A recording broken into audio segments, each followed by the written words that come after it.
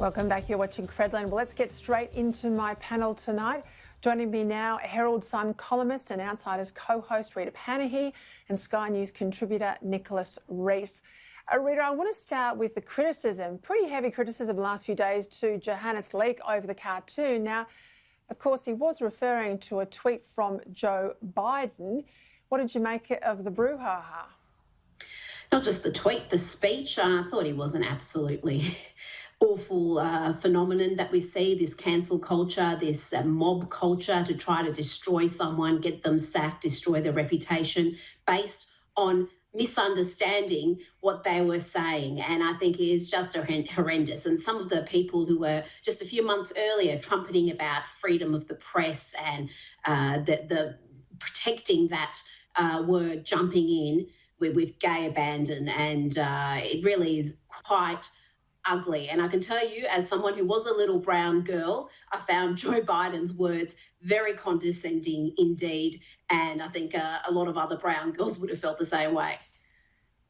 Well, Kamala Harris herself felt that way in earlier debates when she took him to task over comments he'd made in the past. I mean, Nick, when did it become a crime to use the actual language of someone in a cartoon and then cop this sort of criticism?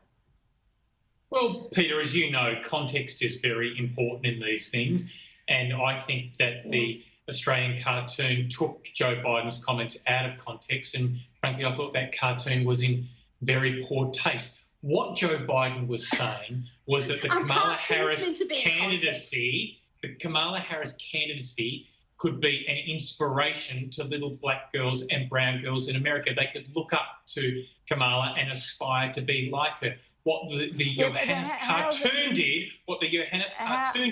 was then take that and have him referring to Kamala Harris as a little brown girl, which was I love it when your voice gets louder and louder when you're in inverse proportion to the strength of your argument. But I've got to ask it's only when you try to cut across me I do that. How is a woman of colour chosen because she's a woman and of colour any great advancement for women? I mean, I don't like Hillary Clinton, but at least she ran against the field, got through with the nomination. Yes, she slipped at the hurdle and didn't become president, but it was a fair fight and she was there because she was the best candidate the Democrats had.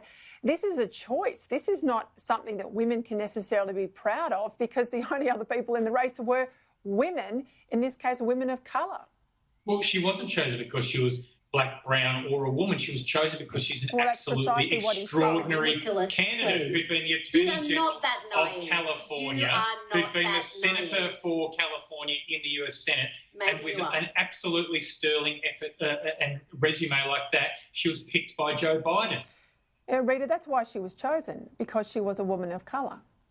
Absolutely, and that's what the joke was. And so nothing else she's ever done in her career counts? Is that what you're saying?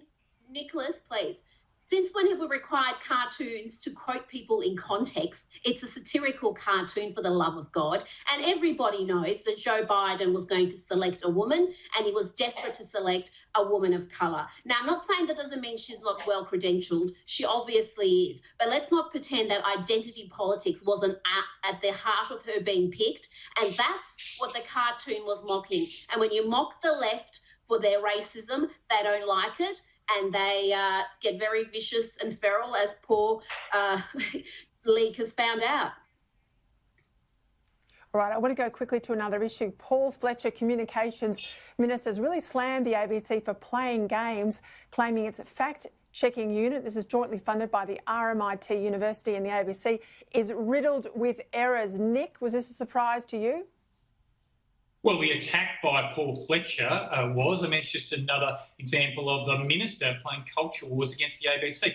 Fact Check provides an excellent service, and their fact check report in this case was absolutely right. In 2018, there was a freeze on ABC funding. It's no longer indexed. That amounts to a real cut. And don't just take Fact Check's word for it. That's also what Ida Buttrose, the chairman handpicked by the Prime Minister, says. That's what the managing director says. That's why they're cutting 250 jobs at the ABC, because their funding in real terms is being cut.